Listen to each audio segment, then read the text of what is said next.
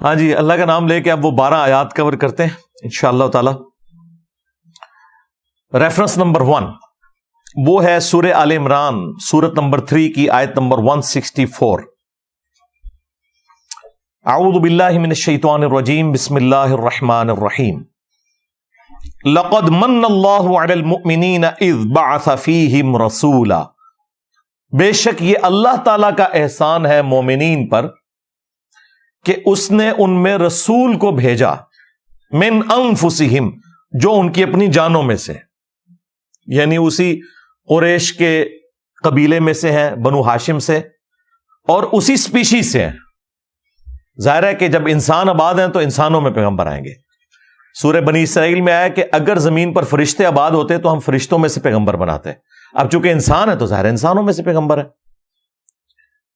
یتلو علیہم آیاتہ، ان کا منصب یہ ہے کہ ان پر آیات تلاوت کرتے ہیں قرآن کی، وَيُزَكِّيهِمْ، اور انہیں پاک کرتے ہیں قرآن کی برکت سے۔ ان کے دل کے اندر جو قدورتیں ہیں، جو شرکیہ عقائد و نظریات ہیں، جو اخلاقی برائیاں ہیں، ان سے ان کا تزکیہ کرتے ہیں۔ وَيُعَلِّمُهُمُ الْكِتَابَ وَالْحِكْمَةَ، اور انہیں کتاب اور حکمت کی تعلیم دیتے ہیں۔ وَإِن كَانُوا مِن قَبْلُ لَفِي ضَلَالٍ مُبِينٍ، اور اس قرآن کے نزول سے پہلے، نبی صلی اللہ علیہ وآلہ وسلم کے مبعوث ہونے سے پہلے یہ لوگ کھلی گمراہی میں تھے۔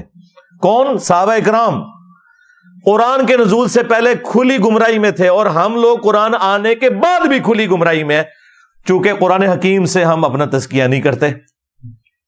وَأُوحِيَ إِلَيَّ هَذَا الْقُرْآنُ لِأُنذِرَكُم بِهِ وَمَن بَلَغَ، اے نبی تم فرماؤ قرآن مجھے اللہ نے اس لیے وحی کیا تاکہ اس کے ذریعے میں تمہیں بھی تبلیغ کر دوں، اور جس تک یہ کتاب پہنچ جائے وہ بھی اسی قرآن کے ذریعے تبلیغ کرے۔ یہ انسٹرومنٹ آف دعوت ہے نبی صلی اللہ علیہ وآلہ وسلم کا۔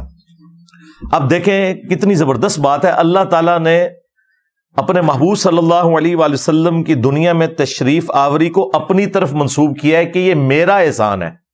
یہاں آپ کو صوفیاء نے نا الٹ بات بتائی ہوئی ہے، وہ کہتے ہیں جی شیخ احمد سرندی کہتے تھے میں اللہ کو مانتا ہی اس لیے ہوں کہ وہ میرے نبی کا رب ہے، اور لوگ کہتے ہیں سبحان اللہ۔ یار اندازہ کرو یہ نظریات کیا قرآن و سنت میں فٹ ان بیٹھتے ہیں؟ قرآن تو کہہ رہا ہے لقد من اللہ علی المؤمنین اذ بعث فیہم رسولا، یہ اللہ کا احسان ہے کہ اس نے رسول کو بھیجا۔ یہ الٹ بات کرتے ہیں۔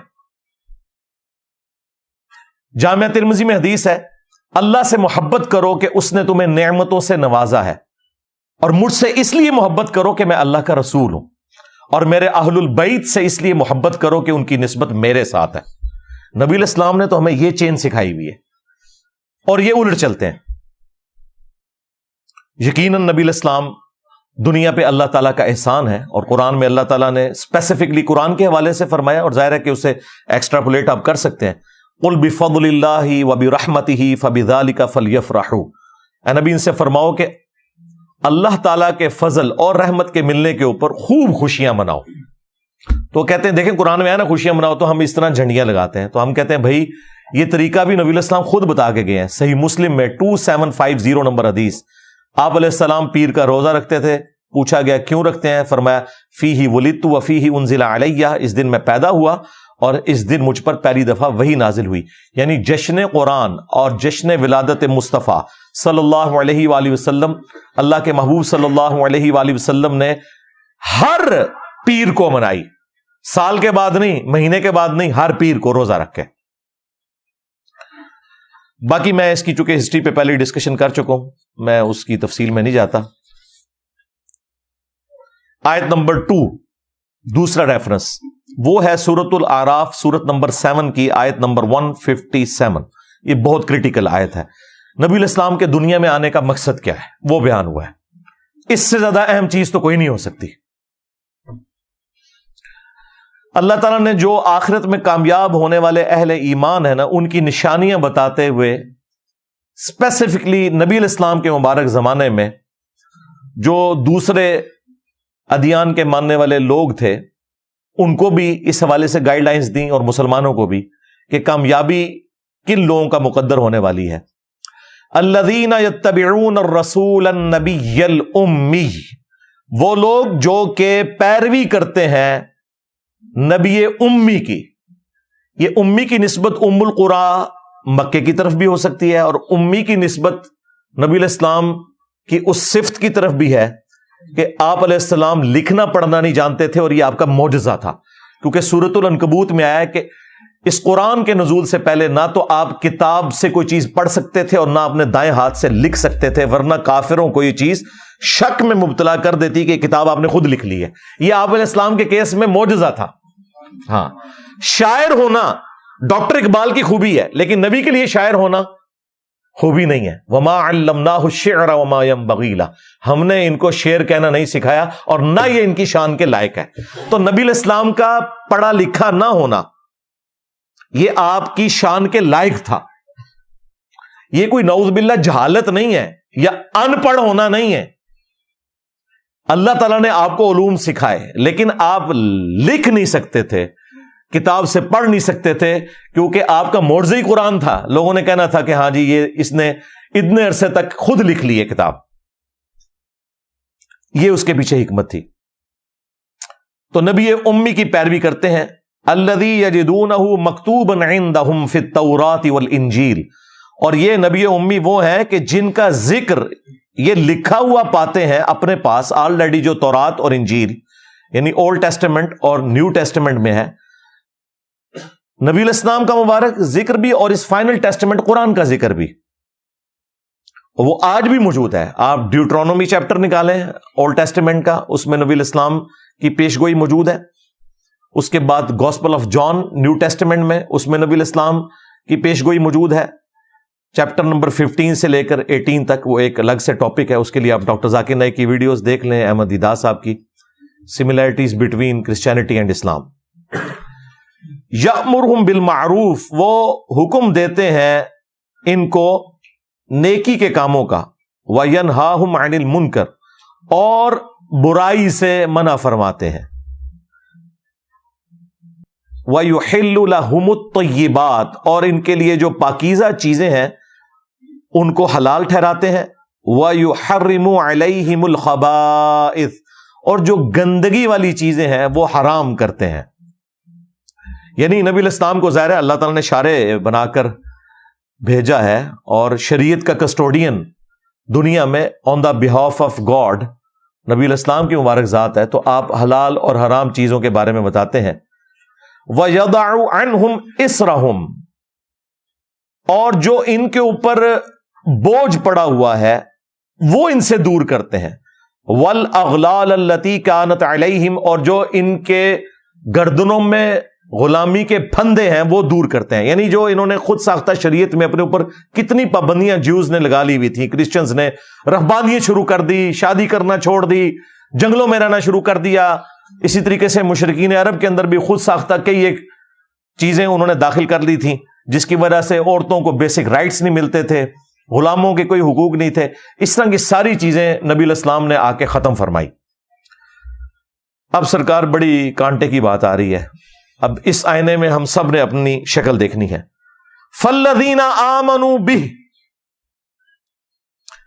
پس جو لوگ ایمان لائیں گے جو ان کے ساتھ نازل ہوا، یعنی قرآن اور اللہ کے محبوب صلی اللہ علیہ وآلہ وسلم کی تعلیمات، اسلام، آپ صلی اللہ علیہ وآلہ وسلم پر جو ایمان لائیں، وَعَزَّرُوهُ، اور ان کی تعظیم کریں۔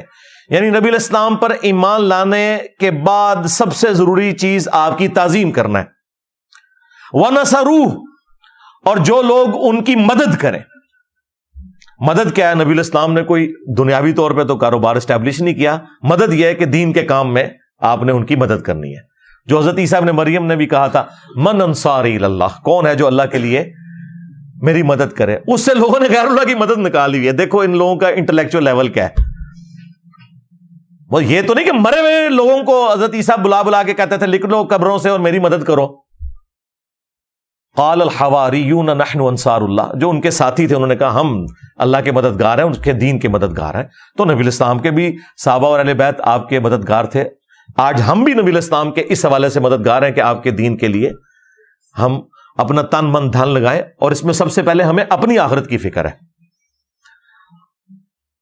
اور ان کی مدد کریں. وَاتَّبَعُوا النُّورَ الَّذِي أُنزِلَ مَعَهُ, اور پیروی کریں اس نور کی جو ان کے ساتھ نازل ہوا, یعنی قرآن.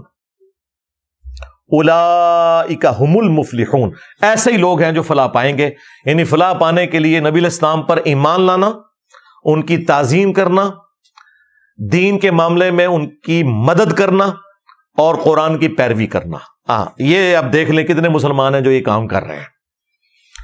تو مسلمانوں کی اکثریت کے سر شرم سے جھک جائیں گے. نبی الاسلام نے اپنا حق ادا کر دیا, اور آخری درجے میں اس سے بڑی کیا بات ہو سکتی ہے کہ جب اللہ تعالیٰ کو یہ بات قرآن میں نازل فرمانی پڑے, لَقَدْ جَاءَكُمْ رَسُولٌ مِّنْ أَنفُسِكُمْ عَزِيزٌ عَلَيْهِ مَا عَنِتُّمْ حَرِيصٌ عَلَيْكُمْ بِالْمُؤْمِنِينَ رَؤُوفٌ رَحِيمٌ. یعنی یہ وہ ہے جو تمہاری جانوں سے بڑھ کر تمہارے لیے حریص ہیں کہ تمہارے لیے کوئی خیر خائی والا معاملہ ہو جائے, اور مومنین کے لیے رؤوف بھی ہیں اور رحیم بھی ہیں, صلی اللہ علیہ وآلہ وسلم. اور پھر اللہ تعالیٰ نے فرمایا وَإِنَّكَ لَعَلَىٰ خُلُقٍ عَظِيمٍ, اخلاق کے بھی بلند ترین درجے کے اوپر فائز ہیں. یعنی یہ سب کچھ سکھا کے بھی نبی الاسلام اس سسٹم کے بینیفیشری نہیں ہوئے, فاقوں میں زندگی گزری. تیسرا ریفرنس سورۃ النجم, سورت نمبر 53 کی ابتدائی آیات ہیں. وَالنَّجْمِ إِذَا هَوَىٰ, قسم ہے ستارے کی کہ جب وہ ڈوبتا ہے. ستارہ تو ڈوب سکتا ہے, اور ظاہر ہے اللہ تعالیٰ نے زوال رکھا ہے ہر چیز کو, لیکن مَا ضَلَّ صَاحِبُكُمْ وَمَا غَوَىٰ, تمہارے نبی نہ کبھی بہکے ہیں اور نہ کبھی بے راہ چلے ہیں. ستارہ تو ڈوب سکتا ہے, اور قسم ہے وہ ہماری قدرت کی نشانی ہے, لیکن یہ جو ہستی تمہارے پاس آئی ہیں, مَا ضَلَّ صَاحِبُكُمْ وَمَا غَوَىٰ, نہ کبھی گمراہ ہوئے ہیں اور نہ کبھی بے راہ چلے ہیں. لہذا وہ جو آیت ہے نا وَوَجَدَكَ ضَالًّا فَهَدَىٰ, اے نبی ہم نے تمہیں اپنی محبت میں خود رفتہ پایا تو ہدایت کے اعلیٰ ترین درجے پر پہنچا دیا. یہ اعلیٰ حضرت کا ترجمہ بالکل ٹھیک ہے. یہ جو وہابیوں نے ترجمہ کیا دیوبند اور اہل حدیث نے, وہ بالکل گستاخانہ ترجمہ ہے. نبی کے کیس میں جب یہ لفظ آئے گا نا ضال, تو اس میں محبت میں خود رفتہ پانا. اب کوئی پوچھ سکتا ہے اس کا اسلوب کیا ہے, قرآن میں ہی موجود ہے. حضرت یوسف علیہ السلام کے بھائیوں نے جو کہ صحابہ تھے اپنے والد کے, یعقوب علیہ السلام کے, اپنے ابا جان کے بارے میں کہا ان ابانا لفی ضلال مبین, بے شک ہمارے ابا جان تو یوسف کی محبت میں ڈوب چکے ہیں. حالانکہ وہاں وہی لفظ ضلال آیا ہوا ہے, لیکن وہاں کیا وہ یہ تو نہیں کہہ رہے تھے ہمارے ابا جان گمراہ ہو چکے ہیں, نہیں, محبت میں ڈوب چکے ہیں. وَوَجَدَكَ ضَالًّا فَهَدَىٰ, اے نبی ہم نے آپ کو اپنی محبت میں خود رفتہ پایا تو آپ کو ہدایت کے بلند ترین مرتبے پر پہنچا دیا. ڈیٹم لیول کی ہدایت تو آپ کی پیدائش سے لے کر وفات تک ہے. ہر ایک پیغمبر اللہ تعالیٰ کی حفاظت میں ہوتا ہے پیدائش سے لے کر وفات تک, لیکن اعلیٰ درجے کی جو ہدایت ہے وہ اللہ تعالیٰ وحی کے ذریعے اسے عطا فرماتا ہے.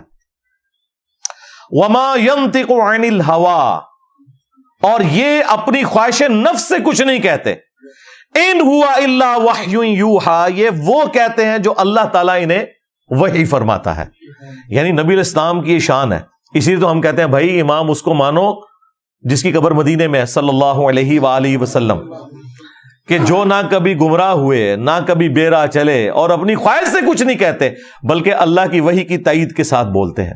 اگر کہیں آپ نے کوئی ذاتی اجتہاد اپنا کیا بھی ہے تب بھی اللہ تعالیٰ نے وحی کے ذریعے اس کی ریمیڈی فرما دی. اگر وہ اللہ تعالیٰ کو پسند نہیں آیا, وہ گناہ کی کیٹیگری میں نہیں ہوتا, اسے لغزش کہا جاتا ہے. وہ ایک ٹاپک الگ سے ہے, اس پہ میری ویڈیو دیکھ لیں, انبیاء گناہ نہیں کرتے. بہرحال یہ نبی علیہ السلام کا پروٹوکول ہے, اور اسی پروٹوکول کی وجہ سے مسند احمد میں حدیث ہے کہ بلکہ یہ سنن ابی داؤد کے اندر بھی حدیث موجود ہے کہ ایک صحابی تھے عبداللہ بن عمر بن عاص رضی اللہ تعالیٰ عنہ. وہ کہتے ہیں کہ میں نبی علیہ السلام سے جو بھی بات سنتا تھا نا وہ لکھ لیا کرتا تھا. پھر مجھے کچھ لوگوں نے کہا کہ نبی علیہ السلام کبھی غصے کی حالت میں ہوتے ہیں, کبھی آپ غم کی حالت میں ہوتے ہیں, تو تم ہر بات نہ لکھا کرو. تو میں نے لکھنا چھوڑ دیا. نبی علیہ السلام نے کچھ دن کے بعد پوچھا کہ تم کیوں نہیں لکھ رہے, تو انہوں نے کہا یا رسول اللہ اس طرح مجھے لوگوں نے کہا تھا تو میں نے لکھنا چھوڑ دیا. تو آپ علیہ السلام نے فرمایا کہ اللہ کی قسم, اپنی مبارک زبان کو پکڑا, اللہ کی قسم اس زبان سے حق کے سوا کچھ نہیں نکلتا. یہ پروٹوکول صرف نبی علیہ السلام کا ہے، اور اللہ تعالیٰ نے اسی پروٹوکول کی وجہ سے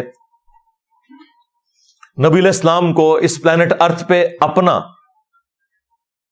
خلیفہ بنایا. وما رمیت اذ رمیت ولکن اللہ رما. اے نبی، جب تم نے کنکریاں ماری تھیں کافروں کے لشکر کی طرف، وہ تم نے نہیں ماری تھی بلکہ وہ تو اللہ نے ماری تھی جب کہ تم نے ماری تھی. یعنی اللہ تعالیٰ نے اپنے پیغمبر کو، ان کے مبارک ہاتھ کو اپنی طرف منسوب کیا، کیونکہ دنیا پہ وہ اللہ کے ریپریزنٹیٹو ہیں. ید اللہ فوق ایدیہم. اصحاب شجرہ کے بارے میں آیا کہ جب یہ درخت کے نیچے آپ کی بیعت کر رہے تھے نا، آپ کے ہاتھ پہ اللہ کا ہاتھ تھا ان کے ہاتھ کے اوپر. یعنی یہ نہیں کہ نبی علیہ السلام کا ہاتھ جو ہے وہ اللہ کا ہاتھ فزیکلی، مراد یہ کہ وہ اللہ کے ریپریزنٹیٹو ہیں. ریفرنس نمبر 4، یہ سورۃ الحجرات سورت نمبر 49 کی ابتدائی آیات ہیں. یا ایھا الذین آمنوا، اے ایمان والو، لا تقدموا بین یدی اللہ ورسولہ، مت آگے بڑھو اللہ اور اس کے رسول سے. بس جتنا تعلیم کیا ہے نا اس میں خود صفرے لگا کے ایڈ نہ کرو. جو تعلیمات ہیں، جہاں پر فرمایا کہ یہاں پہ رک جاؤ وہاں پہ رک جانا ہے، جہاں پہ فرمایا کہ یہ حلال ہے اسی کو حلال سمجھنا ہے، جس کو حرام کیا اسی کو حرام سمجھنا ہے. خود سے دین میں کوئی بدعتیں داخل نہیں کرنی. واتقوا اللہ، اور اللہ کا تقوی اختیار کرو. ان اللہ سمیع علیم، بے شک اللہ تعالی سننے والا، علم والا ہے. یا ایھا الذین آمنوا، اے ایمان والو، لا ترفعوا اصواتکم فوق صوت النبی، اپنی آواز کو بھی کبھی نبی صلی اللہ علیہ وآلہ وسلم کی آواز سے بلند نہ کرنا. ولا تجہروا لہ بالقول کجہر بعضکم لبعض، اور ان کے حضور اس طریقے سے بلند آواز میں گفتگو نہ کرنا جس طرح آپس میں ایک دوسرے کے ساتھ کرتے ہو. ان تحبط اعمالکم وانتم لا تشعرون، ایسا نہ ہو کہ تمہارے اعمال برباد کر دیے جائیں اور تمہیں شعور بھی نہ ہو، توبہ کی توفیق بھی نہ ملے. اور یہ حیران کن بات ہے کہ یہ آیت کسی عام انسان کے بارے میں نازل نہیں ہوئی، بلکہ صحیح بخاری کے اندر شان نزول موجود ہے. عبداللہ ابن ابی ملیکہ تابعی کہتے ہیں قریب ہے کہ اس مخلوق کے دو بہترین لوگ یعنی ابو بکر اور عمر برباد ہو جاتے جب انہوں نے انجانے میں رسول اللہ کے حضور اپنی آوازوں کو بلند کر دیا. ایک قبیلہ آیا ہوا تھا، نبی علیہ السلام کی یہ مبارک عادت تھی کہ جب قبیلہ اسلام قبول کر کے واپس جاتا تھا تو ایک فوکل پرسن آپ مقرر کرتے تھے. حضرت ابو بکر نے مشورہ دیا کہ اس کو فوکل پرسن مقرر کریں. حضرت عمر نے کہا نہیں یا رسول اللہ اس کو کریں. اس میں وہ آپس میں ان کی تلخ کلامی ہوگی. نبی علیہ السلام سے کوئی بدتمیزی نہیں کی، آپس میں آوازیں بلند ہوئی تو یہ آیات نازل ہوئی کہ اگر تم نے بھی رسول اللہ کے حضور آپس میں بھی بات کرتے ہوئے آواز کو بلند کیا چھٹی ہو جائے گی. تو سرکار اگر یہ ابو بکر و عمر کا سٹیٹس ہے تو اڑے بابے تے شاہی کوئی نہیں. یعنی نبی علیہ السلام کی آواز سے آواز بلند کرنا اعمال کو برباد کرتا ہے. نبی کی حدیث سے کسی بابے کے قول کو بلند کرنا وہ تو تمہارا ایمان ہی برباد کر دے گا، کیونکہ میرے نبی سا ہے ہی کوئی نہیں، تیرے بابے تے شاہی کوئی نہیں، بلکہ بابے تے شاہی کوئی نہیں. یہ دیکھ لیں، یہ کتابوں کا خدا ہے. اب اسی بخاری کی حدیث میں آتا ہے کہ عبداللہ ابن زبیر کہتے ہیں کہ ان آیات کے نازل ہونے کے بعد حضرت عمر اتنی آہستہ آواز میں گفتگو کرتے تھے کہ حضور کو سنائی نہیں دیتی تھی، اور آپ کہتے تھے عمر اونچا بولو مجھے آواز ہی نہیں آ رہی، اتنے ڈر گئے. پھر اللہ تعالیٰ نے اسی کا انعام دیا، اگلی آیات نازل ہوئی. ان الذین یغضون اصواتهم عند رسول اللہ، بے شک وہ لوگ جو اپنی آوازوں کو پست رکھتے ہیں رسول اللہ کے حضور. اولئک الذین امتحن اللہ قلوبهم للتقوی، یہی وہ لوگ ہیں جن کے دلوں کو اللہ نے تقوی کے لیے چن لیا، یہ پرہیزگار لوگ ہیں. لہم مغفرۃ واجر عظیم، ان کے لیے مغفرت اور اجر عظیم ہے. اور مزے کی بات ہے ان آیات کو اللہ تعالیٰ نے وہ مقبولیت دی کہ روزہ شریف پہ کئی سو سال سے یہی آیات ہیں. ایگزیکٹلی روزہ شریف کی جو جالی ہے، جو سینٹرل جالی ہے، 3 پورشن میں بنی ہوئی ہے. سینٹرل جو جالی ہے جس میں وہ دائرے کے نشان، ایک بڑے دائرے کا نشان ہے، اس کے پیچھے نبی علیہ السلام کی قبر مبارک، آپ کا چہرہ مبارک ہے پیچھے کر کے، اس کے بعد سیدنا ابو بکر، سیدنا عمر. اس جالی کے اوپر یہی لکھا ہوا ہے یا ایھا الذین آمنوا لا ترفعوا اصواتکم فوق صوت النبی. اور جو اس طرف جالی ہے باب السلام کی طرف سے جب آپ انٹر ہوتے ہیں وہ بھی گولڈن جالی ہیں, ان کے اوپر یہ آیت لکھی ہوئی ہے ان الذین یغضون اصواتهم عند رسول اللہ. اور جو باب جبریل کی طرف تیسری جالیاں آتی ہیں جب آپ سلام عرض کر کے آگے چلتے ہیں تو ان کے اوپر پھر وہ آیت لکھی ہے ما کان محمد ابا احد من رجالکم ولکن رسول اللہ وخاتم النبیین. تو میرے بھائی یہ بڑا سینسٹیو ایشو ہے. یہاں تو لوگ کہتے ہیں جی خیر ہے حدیث, بلکہ وہ تو ایک مفتی کہتا ہے جی یہ ہمیں بار بار نہ بتایا کرو حدیث میں آیا ہے, حدیث میں آیا کہ دسیے تنوں فتاوی عالمگیری چ آیا ہے, قدوری شریف ہی آیا ہے کہ کتے نال منہ کالا کر لو تے کھوتے نال منہ کالا کر لو تے اے ہوندا ہے, اے دسیے تنوں ہمیں نہ حدیثیں سنایا کرو. سورۃ النساء کی آیت نمبر 65 میں اللہ تعالیٰ نے فرمایا ہے کہ اے نبی تیرے رب ہونے کی قسم یہ مومن ہی نہیں ہو سکتے جب تک کہ ہر معاملے میں آپ کو اپنا حاکم نہ مان لیں, اور جب آپ فیصلہ کر دیں تو اپنے دل میں بھی اس کے بارے میں کوئی کجی محسوس نہ کریں, تب یہ مومن ہوں گے. اب ان کو نہیں ہضم ہوتا, یعنی نبی علیہ السلام کی ہم حدیث بتاتے ہیں ان کو فوراً خیال آتا ہے کہ اچھا یہ اگر حدیث میں لکھا ہوا ہے تو بابا جی انہوں نے سی پتا وہ پھر ہے کیوں کر کے گئے, وہ تو بابے تھے کلمے پڑھا کے گئے جی اپنے نامہ دے. چشتی رسول اللہ پارٹی, اشرف تھانوی رسول اللہ پارٹی, جن کو کلمے سمجھ نہیں آئے ہیں ان کو اگر قرآن و حدیث سمجھ نہیں آئے تو وہ چھوٹی بات ہے, اتنی کافی ہے. ریفرنس نمبر 5 سورہ آل عمران سورت نمبر 3 کی مشہور آیت. یہ میلاد کے جلسوں میں آپ کو اکثر سننے کو ملتی ہے, لیکن کلاس کی آیت ہے, کمال آیت ہے. قل ان کنتم تحبون اللہ فاتبعونی یحببکم اللہ. اے نبی ان سے فرما دو کہ اگر تم اللہ سے محبت کا دعویٰ رکھتے ہو پھر میری یعنی نبی کی اتباع کرنی ہوگی. اطاعت نہیں, صرف اتباع. اتباع کہتے ہیں دل کے ساتھ کسی کی بات کو ماننا. ایک تو ہے نا کہ مان لینا حکم ہے, مجبوری ہے, اندر سے ماننا محبت رکھتے ہوئے اس شخصیت کے ساتھ, اسے کہتے ہیں اتباع. یحببکم اللہ, اور اگر ایسا کرو گے پھر اللہ تم سے محبت کرے گا. اصل چیز تو یہ ہے, تم تو ویسے ہی دعویٰ کرتے رہو, ون وے ٹریفک چڑھاتے رہو اپنے عشق و محبت کی. اگر اللہ کی محبت تمہیں چاہیے نا پھر نبی کی اتباع کرنی ہوگی.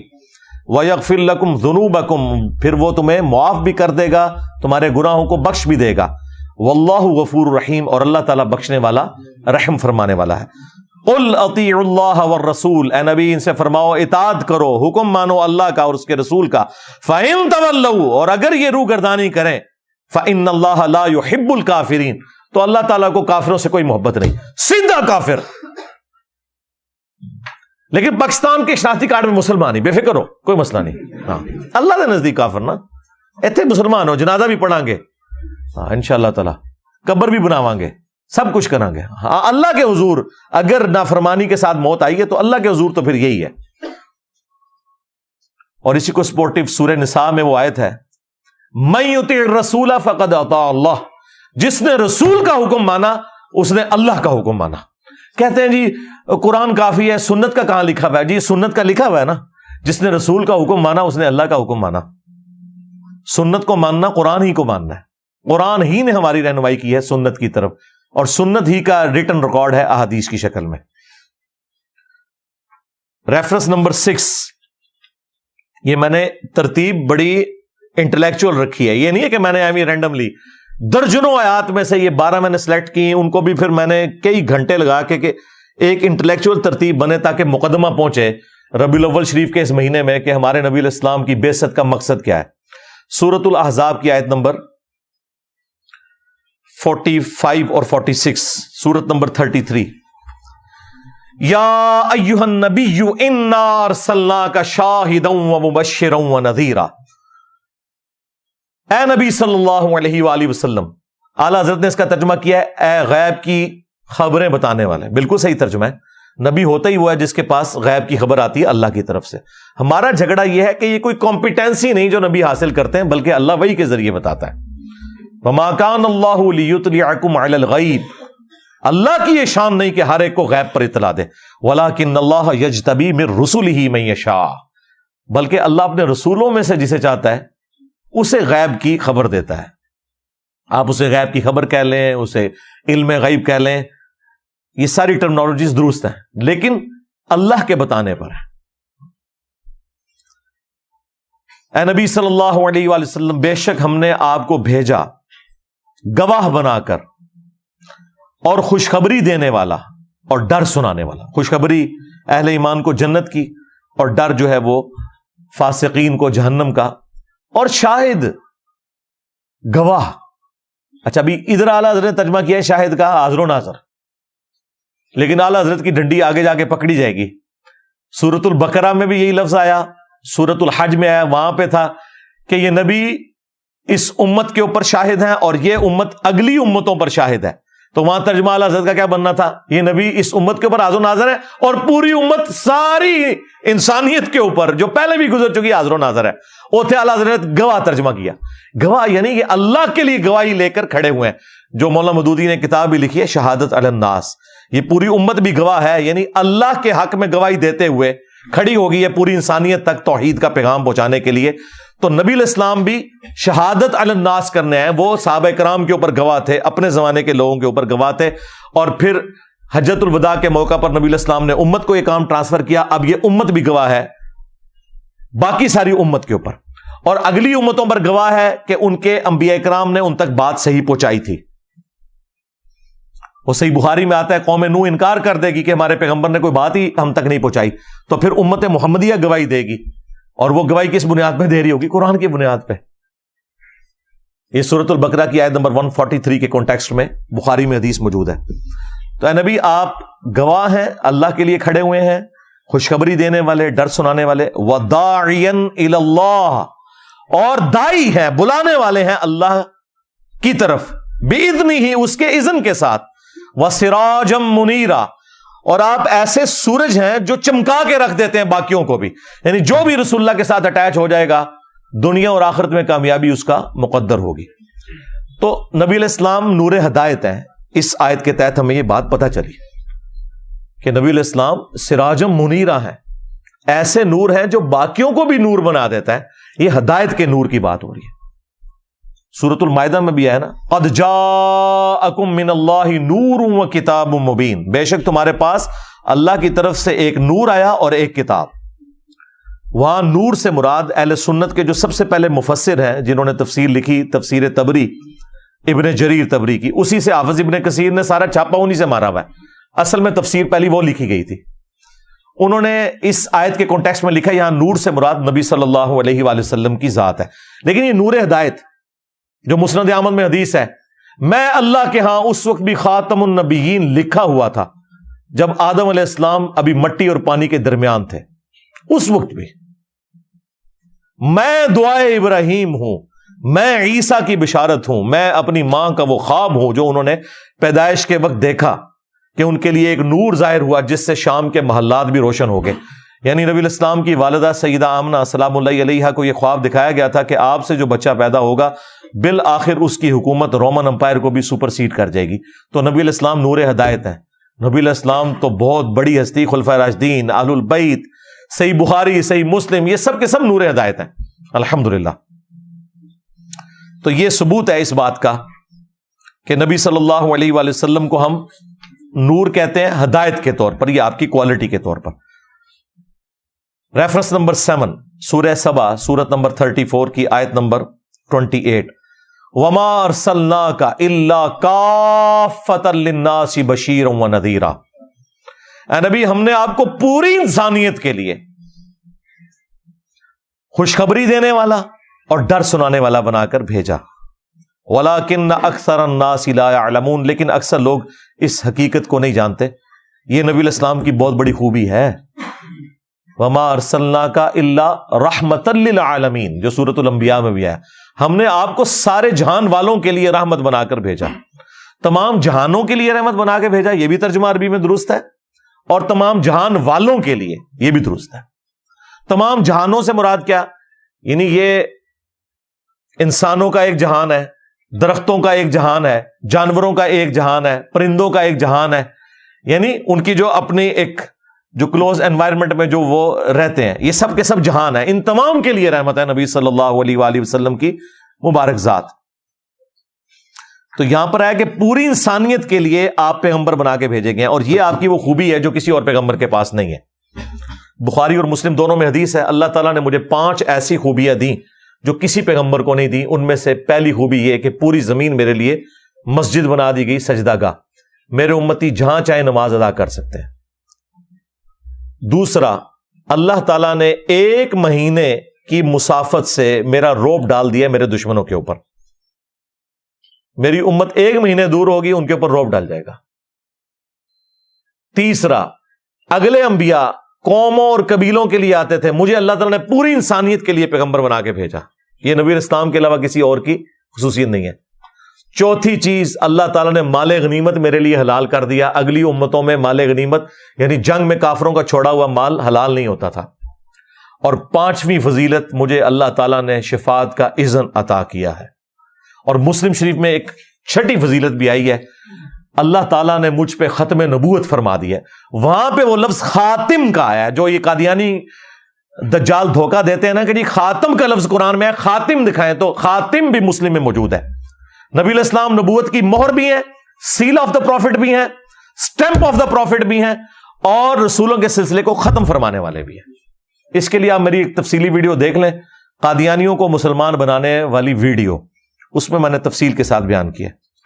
ریفرنس نمبر 8 سورہ التوبہ سورت نمبر 9 کی آیت نمبر ہے 33، یہ سورہ صف میں بھی آئی ہے۔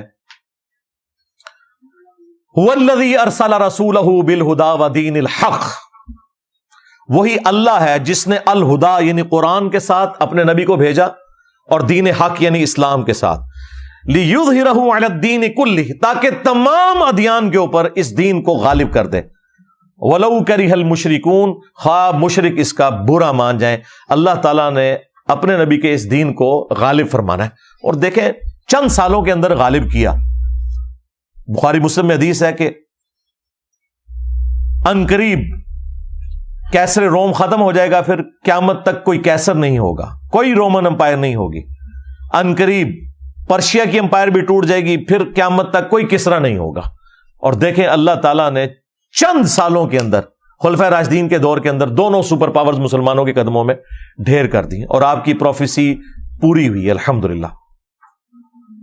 اور الٹیمیٹ جو پوری ہونی ہے پوری دنیا کے حوالے سے، وہ حدیث موجود ہے سنن نبی داؤد کے اندر کہ نبی علیہ السلام نے فرمایا کہ قیامت اس وقت تک قائم نہیں ہوگی جب تک کہ میری بیٹی فاطمہ کی اولاد میں سے میرے ہی نام کے اوپر محمد بن عبداللہ المہدی ایک ایسا شخص نہ پیدا ہو جائے جو پوری دنیا کو انصاف سے بھر دے گا۔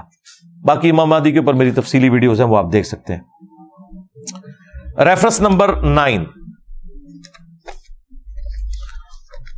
اور وہ آیت ہے ختم نبوت والی۔ ظاہر نبی علیہ السلام نے یہ اپنا کام تھا، وہ امت کو ٹرانسفر کر کے گئے، آپ کے بعد تو نبی کوئی نہیں آنا، تو ختم نبوت کی آیت میں نے اس لیے اس کے فوراً بعد رکھی کہ یہ جو دین غالب ہونا ہے یہ نبی علیہ السلام کی امت نے آگے آپ کی لیگیسی کو لے کے چلنا ہے۔ سورۃ الاحزاب سورت نمبر 33 آیت نمبر 40، ما کان محمد ابا احد من رجالکم ولکن رسول اللہ وخاتم النبیین، محمد صلی اللہ علیہ وآلہ وسلم تو مردوں میں سے کسی کے باپ نہیں ہے، بلکہ وہ تو اللہ کے رسول ہیں اور خاتم النبیین ہیں۔ وَكَانَ اللَّهُ بِكُلِّ شَيْءٍ عَلِيمًا، اور اللہ تعالی سب کچھ جاننے والا ہے۔ اب یہ آیت اسپیسیفکلی تو اس کانٹیکسٹ میں تھی کہ حضرت زید ابن حارثہ چونکہ منہ بولے بیٹے تھے نبی علیہ السلام کے، تو انہیں زید ابن محمد کہا جاتا تھا، تو اللہ تعالیٰ نے منع کر دیا کہ منہ بولا رشتہ کوئی نہیں ہے، آپ نے جو اوریجنل باپ ہے نا ان کی طرف انہیں منسوب کر کے زید ابن حارثہ کہیں۔ اور پھر اسی کانٹیکسٹ میں یہ آیت آئی کہ محمد تو مردوں میں سے کسی کے باپ ہی نہیں، یعنی آپ کے بارے میں اللہ تعالیٰ نے پروفیسی کر دی کہ آپ کا کوئی بیٹا جوانی کی عمر کو نہیں پہنچے گا۔ اچھا ساتھ ذکر کیا وَلَٰكِن رسول اللہ و خاتم النبیین، بلکہ وہ تو اللہ کے رسول ہیں اور خاتم النبیین ہیں۔ اس چیز کا اس سے کوئی تعلق ہے جبھی تو اس آیت کے اندر آیا نا کہ مردوں میں سے کسی کے باپ نہیں بلکہ وہ تو خاتم النبیین ہے۔ کیا مطلب؟ کہ ان کا کوئی بیٹا مرد نہیں ہوگا، بچپن میں فوت ہو جائیں گے بچے۔ کیوں؟ وَلَٰكِن رسول اللہ و خاتم النبیین، چونکہ وہ اللہ کے رسول ہیں اور ایسے رسول کے جو خاتم النبیین ہے، تو ختم نبوت کا تقاضا یہ ہے کہ آپ کا کوئی بیٹا جوانی کی عمر کو نہ پہنچے، ورنہ یہ اللہ تعالیٰ کی رحمت کا تقاضا تھا کہ اگر ابراہیم کا بیٹا پیغمبر ہے تو رسول اللہ کا بیٹا بھی پیغمبر ہونا چاہیے. تو اللہ تعالیٰ نے ان کے بیٹوں کو بچپن ہی میں موت دے دی کیونکہ آپ خاتم النبیین ہیں. اچھا، یہ جو میں تشریح کر رہا ہوں نا، یہ تشریح بالکل فٹ ان بیٹھتی ہے صحیح بخاری میں ایک صحابی کے قول کے اندر. صحیح بخاری میں عبداللہ ابن ابی اوفا کا قول موجود ہے. یہ 86 ہجری میں فوت ہوئے، نبی الاسلام کے بعد 75 ایئرز تک زندہ رہے. ان سے کسی نے پوچھا کہ آپ نے اللہ کے نبی کے بیٹے کی زیارت کی ہے جو بچپن میں فوت ہو گیا تھا؟ انہوں نے کہا ہاں، ابراہیم کی میں نے زیارت کی ہے جو ماریہ قبطیہ سے پیدا ہوئے تھے، وہ تو بچپن میں ہی فوت ہو گئے، دودھ پینے کی عمر میں ہی. اور پھر ساتھ عبداللہ ابن ابی اوفا نے کہا کہ وہ بچپن میں اس لیے فوت ہو گئے کہ نبی علیہ السلام خاتم النبیین ہے، اگر وہ زندہ رہتے تو پیغمبر ہوتے، لیکن چونکہ رسول اللہ خاتم النبیین ہیں، اللہ تعالیٰ نے بچے کو بچپن میں موت دے دی. اچھا، قادیانیوں نے اب کیا دجل کیا ہے، وہ ایک حصہ اٹھاتے ہیں کہ دیکھیں جی صحابی کہہ رہے ہیں کہ اگر نبی کا بیٹا جوان ہوتا تو نبی ہوتا، اس کا مطلب ہے کہ نبوت جاری ہے. حالانکہ آگے انہوں نے فرمایا کہ وہ مرا اس لیے ہے، اللہ نے اسے موت اس لیے دی ہے کہ چونکہ نبی علیہ السلام خاتم النبیین ہے. تو یہ تو ختم نبوت کے حق میں دلیل تھی، انہوں نے آدھی بات اٹھائی. وہ آپ میری ویڈیو دیکھیں، قادیانیوں کو مسلمان بنانے والا کلپ، اس میں نے ان کے سارے جو ڈرامہ بازی انہوں نے کی ہیں نا وہ ایکسپوز کی ہیں. سب سے بڑا ڈرامہ ان کے ساتھ یہ لگا ہوا ہے کہ یہ اور تو چیزیں چھوڑ دیں، اپنا نماز کا طریقہ ذرا بخاری مسلم سے چیک کریں، یہ حنفی ہیں. ہاں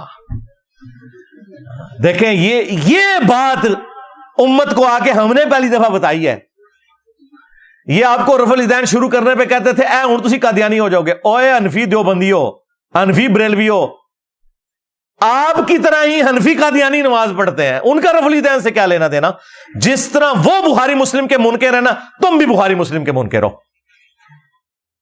تو یہ جتنے بھی فرقے ہیں یہ سب کے سب اگر قرآن و سنت کے دلائل کی روشنی میں اپنے آپ کو خود چیک کریں تو انہیں پتہ چل جائے گا کہ انہوں نے کیا دو نمبری کی ہوئی ہے ان کے بزرگوں نے ان کے ساتھ، بلکہ ان کے بزرگوں نے کیا کام ڈالا ہوا ہے ان کے فرقے کے ساتھ.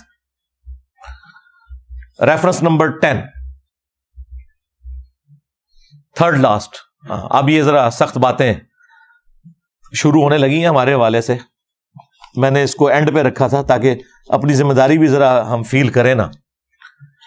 وہی بات جو نبی علیہ السلام کے حق میں آئی تھی کہ آپ شاہد ہیں، جس کو انہوں نے حاضر و ناظر کہا، وہ تھا اللہ کے لیے گواہی دے کر اس انسانیت کے اوپر آپ صلی اللہ علیہ وآلہ وسلم نے حجت تمام کیا، اور اس امت نے بھی یہی کام کرنا ہے. آخری آیت ہے سورۃ الحج، سورۃ نمبر 22، آیت نمبر 78، وَجَاهِدُوا فِي اللَّهِ حَقَّ جِهَادِهِ، اور دیکھو اللہ کی راہ میں جہاد کرو جیسا کہ حق ہے. جہاد کوشش، وہ کوشش قتال بھی ہو سکتی ہے میدان جنگ میں، وہ کوشش تزکیہ نفس بھی، بلکہ مسلمان نے تو ہر وقت ہی جہاد کرنا ہوتا ہے، شیطان کے خلاف، اپنے نفس کے خلاف، اللہ کی فیور میں.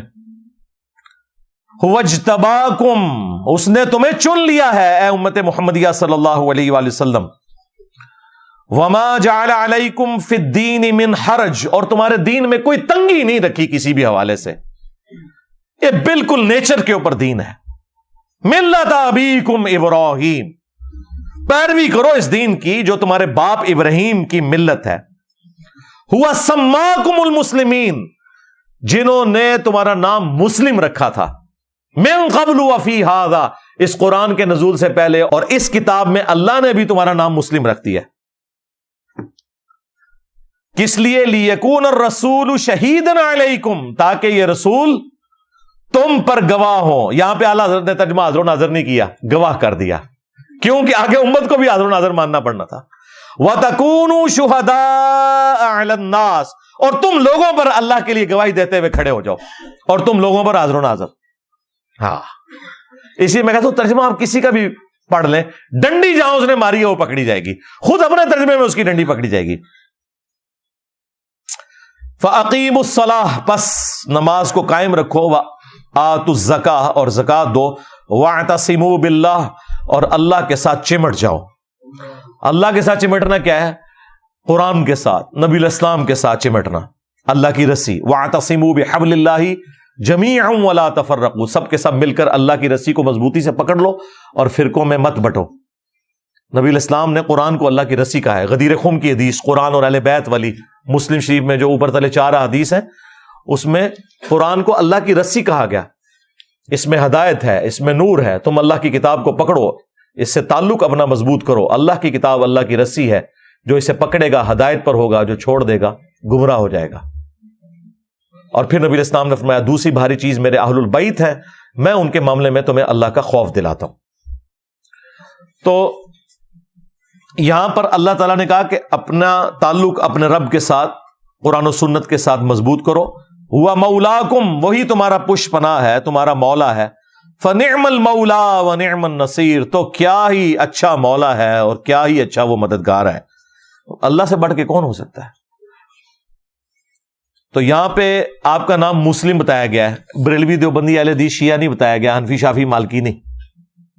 وہ کہتا ہے نہیں جی مسلمان ہی ہے نا سرکار، آپ کسی بھی بریلوی دیوبندی اہل حدیث شیعہ کی مسجد میں جائیں اور وہ آپ سے پوچھے کہ آپ کون ہیں اور آپ جواب میں کہیں کہ میں مسلم ہوں، تو وہ آگے سے آپ کو لازماً کہے گا میں کافر ہوں۔ یہ وہ جو چڑ جاتا ہے، یہی اشارہ ہے کہ یہ مسلم نام سے چڑھتے ہیں۔ اچھا اگر کافر نہیں ہو تو کسی مسجد میں مسلم کیوں نہیں لکھتے ہو؟ اپنے تو سارے بابے سال لگائے ہوئے ہیں، حنفی، دیوبندی، ہاں اہل سنت والجماعت حنفی دیوبندی، اہل سنت والجماعت حنفی بریلوی، بلکہ وہ ول وہ لکھتے ہیں اور یہ واؤ کے ساتھ لکھتے ہیں، وہ کہتے ہیں انہوں نے ول پہ ہے، جو بندیاں نو ول پہ آ جائے تو بغیر ول والا جڑا جی نا وہ بریلوی لکھتے جے۔ مسلم کیوں نہیں لکھتے؟ بخاری مسلم میں حدیث ہے کہ قرب قیامت میں جب دجال نکلے گا اور عیسیٰ ابن مریم کے ساتھ مل کر مسلمان قتال کریں گے اس کے خلاف، تو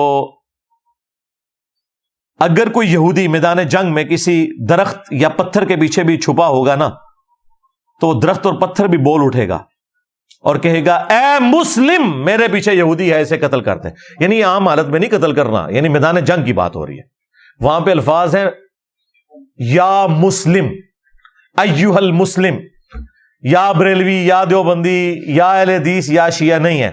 ہاں سوائے ایک غرقت کا درخت نبی الاسلام نے کہا وہ پناہ دے گا جس کی کاشت اسرائیل میں کثرت کے ساتھ کی ہے انہوں نے، بڑا گھنا قسم کا درخت ہوتا ہے، ایک جھاڑی ہے درخت نما، وہ پناہ دے گا، وہ یہودیوں کا درخت ہے۔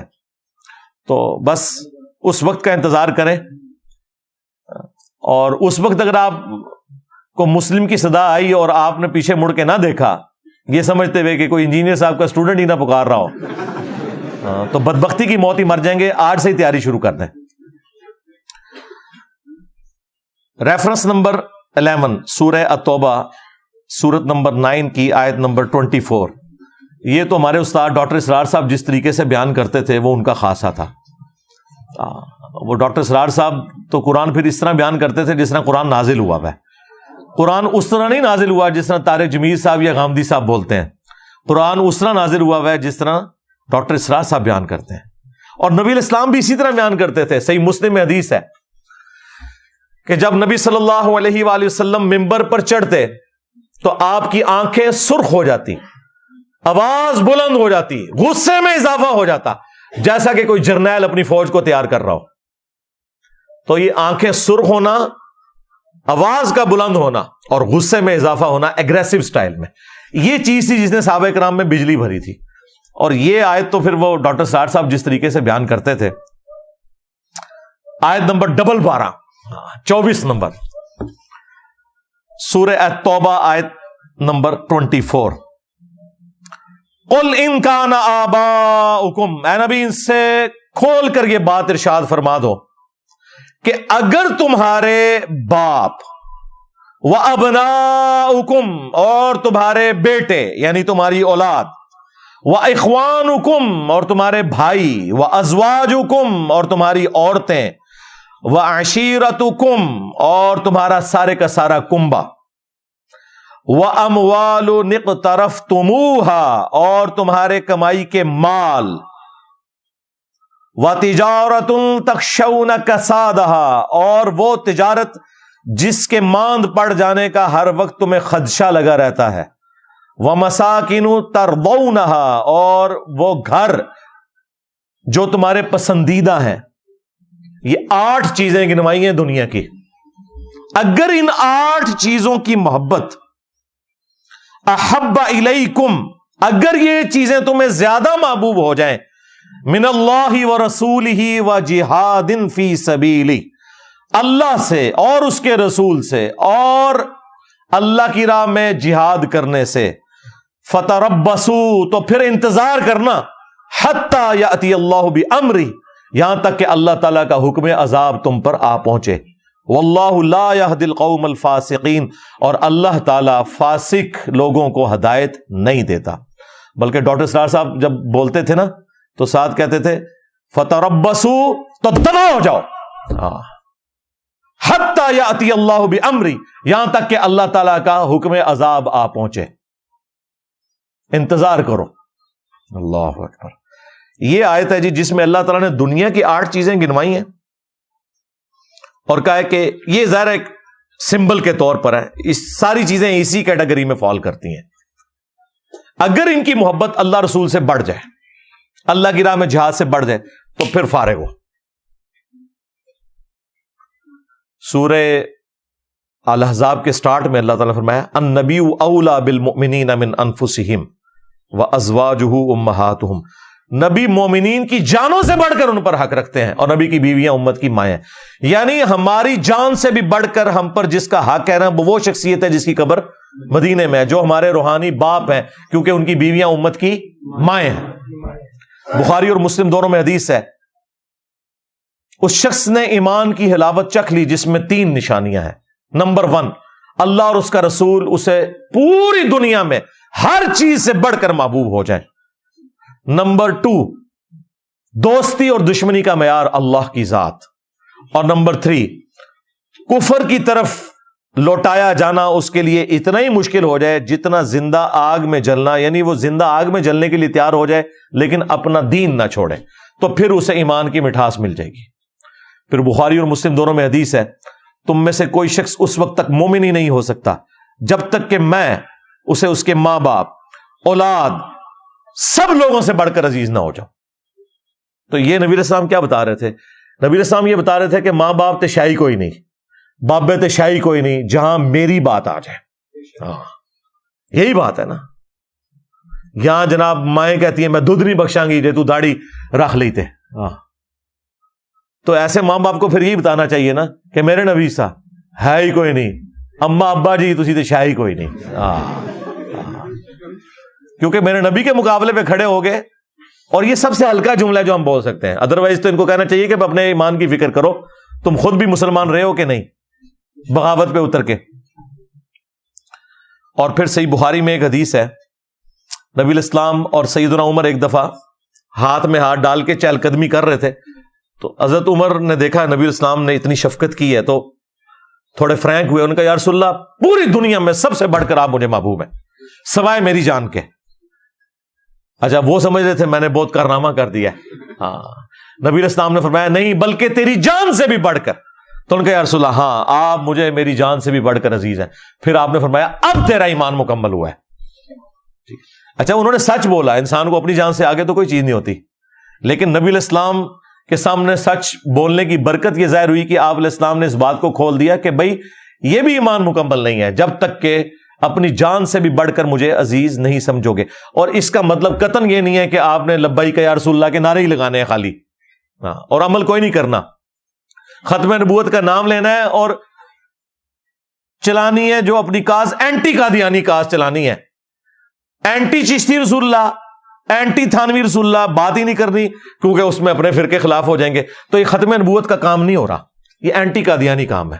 ختم نبوت یہ ہے کہ خواہ غلام احمد قادیانی دجال ہو یا کوئی اور دجال ہو، وہ کسی بھی فرقے کا بزرگ ہو، جس نے ختم نبوت کے اوپر ڈاکہ مارا ہے، سب کو ایک ہی کٹہرے میں لا کر کھڑا کیا جائے۔ آخری ریفرنس نمبر 12، آپ گیس کریں کہ آخری ریفرنس کیا ہو سکتا ہے؟ اس کے بعد تو کسی کی گنجائش ہی نہیں تھی. تو یقیناً یہ 11واں ریفرنس ہی آخری تھا. یہ جو 12واں ریفرنس ہے، جو اللہ کے محبوب علیہ السلام کا احسان ہے اس امت کے اوپر، اس کے کانٹیکسٹ میں اللہ تعالیٰ نے امت کے اوپر ایک چیز فرض کر دی ہے. سورۃ الاحزاب، سورت نمبر 33، آیت نمبر 56، ان اللہ وملائکتہ یصلون علی النبی یا ایھا الذین آمنوا صلوا علیہ وسلموا تسلیما اللہم صل علی محمد وعلی آل محمد کما صلیت علی ابراہیم وعلی آل ابراہیم انک حمید مجید اللہم بارک علی محمد وعلی آل محمد کما بارکت علی ابراہیم وعلی آل ابراہیم انک حمید مجید. السلام علیک ایھا النبی ورحمۃ اللہ وبرکاتہ. یہ آیت جب نازل ہوئی تو صحابہ کرام نے کہا یا رسول اللہ آپ نے ہمیں سلام تو سکھا دیا ہے، السلام علیک ایھا النبی، ہم آپ پہ درود کیسے پڑھیں؟ اور بخاری کے تو الفاظ ہیں ہم آپ اور آپ کے اہل البیت پر کیسے درود پڑھیں؟ تو پھر نبی علیہ السلام نے یہ درود ابراہیمی تعلیم فرمایا. اس کا جو پہلا حصہ ہے یہ بھی پرفیکٹ ہے، اللہم صلی علی محمد وعلی آل محمد. تو یہ امت کے اوپر اللہ تعالیٰ نے اوبلیگیٹری ٹھہرا دیا کہ آپ صلی اللہ علیہ وآلہ وسلم کے لیے دعائے رحمت کرنی ہے، دعائے سلامتی کرنی ہے، اگرچہ اس کا فائدہ ہمیں ہی ہے. مسلم شریف میں حدیث ہے جو مجھ پر ایک دفعہ درود پڑے گا اللہ تعالیٰ اس پہ 10 رحمتیں نازل فرمائے گا. اور درود شریف کے فضائل میں تو میری پوری مجلس ہے 5 گھنٹے کی، آپ وہ دیکھ لیں. درود شریف سے متعلق 50 کوسچنز وہاں پہ تفصیل کے ساتھ مل جائے گی. بہرحال اس آیت میں امت کو یہ تعلیم کیا گیا ہے کہ جس نبی کا یہ آپ پر احسان ہے، جس نبی کو اللہ تعالیٰ نے ذریعہ بنایا آپ کی ہدایت کا، آپ نے ان کے لیے دعا کرنی ہے. اس لیے ہم دیکھیں ہماری نماز اسی چیز کے ساتھ جڑی ہوئی ہے. ہم نماز میں بھی درود شریف پڑھتے ہیں، آگے پیچھے بھی، مسجد میں جاتے وقت بھی درود شریف ہے. اور درود شریف کو اپنا حرز جاں بنانا ایک مومن کی نشانی ہے الحمدللہ. باقی نبی علیہ السلام کو ہماری دعاؤں کی کوئی ضرورت نہیں ہے. وَرَفَعْنَا لَكَ ذِكْرَكَ، اے نبی ہم نے آپ کے لیے آپ کے ذکر کو بلند کر دیا ہے. دنیا میں جہاں کہیں بھی اللہ کا نام لیا جاتا ہے، اذان کے اندر یا نماز میں، تو ساتھ رسول اللہ کا بھی نام مبارک ذکر ہوتا ہے. اشہدو ان لا الہ الا اللہ تو اشہدو ان محمد رسول اللہ، یہ ساتھ ہی ذکر ہوتا ہے. وَلَلْآخِرَةُ خَيْرٌ لَكَ مِنَ الْأُولَى، اے نبی آپ کا ہر آنے والا لمحہ گزرے ہوئے لمحے سے بہتر ہوگا. اس وقت نبی علیہ السلام کی جو زندگی ہے اللہ کی جنت میں، وہ اس زندگی سے بہتر ہے جو آپ دنیا میں گزار کے گئے ہیں. اور آپ کی قیامت کے دن کی زندگی اس برزخ کی زندگی سے بہتر ہوگی. ہر لمحے درود شریف جو اللہ بھیج رہا ہے اور اس کے فرشتے بھیج رہے ہیں، بے شک اللہ اور اس کے فرشتے درود بھیجتے ہیں نبی صلی اللہ علیہ وآلہ وسلم پر. تو نبی علیہ السلام کی تو شان ہر وقت بلند ہو رہی ہے. اللہ کا درود بھیجنا یہ ہے کہ اللہ تعالیٰ کسی کو نہیں کہتا، اللہ تو خود شان بلند کر دیتا ہے. یہ تو فرشتے یا ہم ہیں جو ہم کہتے ہیں اللہم صلی علی محمد، اے اللہ تو محمد صلی اللہ علیہ وآلہ وسلم پر رحمت نازل فرما. اللہ کو تو کسی کو کہنے کی ضرورت نہیں ہے. اللہ کا درود یہ ہے کہ اللہ تعالیٰ کہتا ہے میں نے اپنے نبی پر اتنی رحمتیں کی، میں نے اپنے نبی کے اتنے درجات بلند کیے. اللہ کو تو کسی کو کہنے کی ضرورت ہی نہیں ہے. تو یہ نبی صلی اللہ علیہ وآلہ وسلم کی خوبی ہے کہ آپ کا ہر آنے والا لمحہ گزرے ہوئے سے بہتر ہے. وَلَسَوْفَ يُعْطِيكَ رَبُّكَ فَتَرْضَىٰ، اور اے نبی وہ دن بھی آنے والا ہے ہم آپ کو اتنا دیں گے کہ آپ اپنے رب سے راضی ہو جائیں گے. اور وہ دن ہے قیامت کا دن.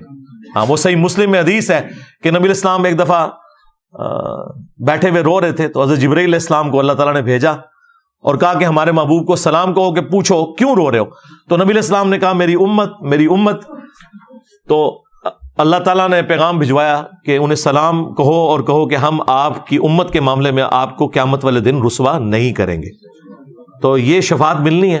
عسیٰ ان یبعثک ربک مقاما محمودا، ان قریب وہ وقت آنے والا ہے کہ ہم تمہیں ایسے مقام پر فائز کریں گے اے نبی جہاں ہر شخص تمہاری تعریف کر رہا ہوگا. مقام محمود وہ مقام جہاں پر جو بندہ فائز ہے اس کی تعریف کی جائے. نبی علیہ السلام کے لیے وہ مقام محمود ہے. اور بخاری مسلم میں تفصیلی حدیث ہے کہ تمام انبیاء سے ہو کر اینڈ پہ نبی علیہ السلام کے پاس لوگ آئیں گے اور آپ کی دعا کی برکت سے شفاعت کا دروازہ کھلے گا.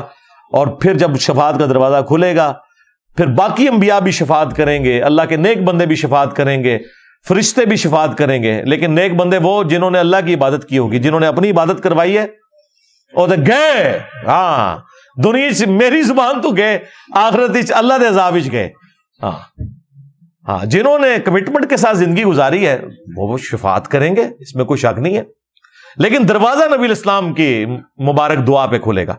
مسلم شریف میں واضح حدیث ہے, سب سے پہلے قیامت والے دن میں قبر سے نکالا جاؤں گا, سب سے پہلے میں شفاعت کروں گا, سب سے پہلے میری شفاعت قبول کی جائے گی.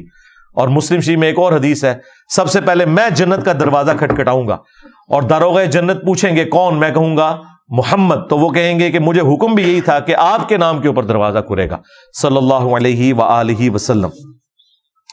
تو نبی علیہ السلام کو کسی چیز کی ضرورت نہیں.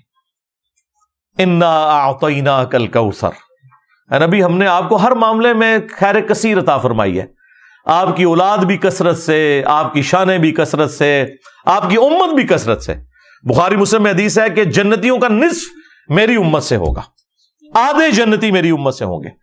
تو ہر معاملے میں اللہ تعالیٰ نے خیر کثیر عطا فرمائی ہے. فصلی لربک وانحر, تو آپ اپنے رب کے لیے نماز پڑھیں, قربانی کریں. ان شانیک ھو الابتر, بے شک آپ کا دشمن وہی بے نام و نشان رہے گا, آپ کی شان تو بلند ہوتی رہے گی.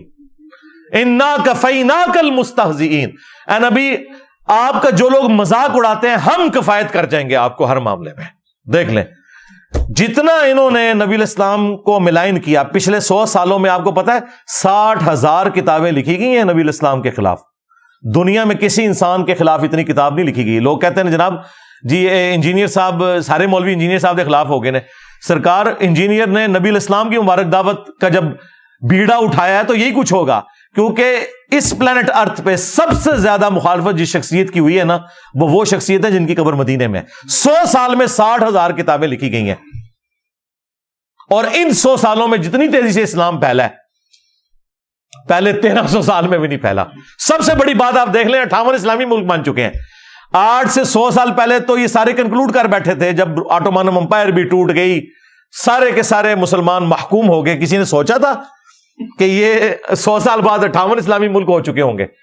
نبی علیہ السلام کا مبارک انقلاب وقتی طور پر اگر حکومتی لیول پہ نہ بھی نظر آئے تب بھی عوام میں وہ لیگیسی اسی طریقے سے چل رہی ہے, اور اللہ تعالیٰ اپنے نبی صلی اللہ علیہ وآلہ وسلم کے دشمنوں کے خلاف خود انہیں کفایت فرمانے والا ہے.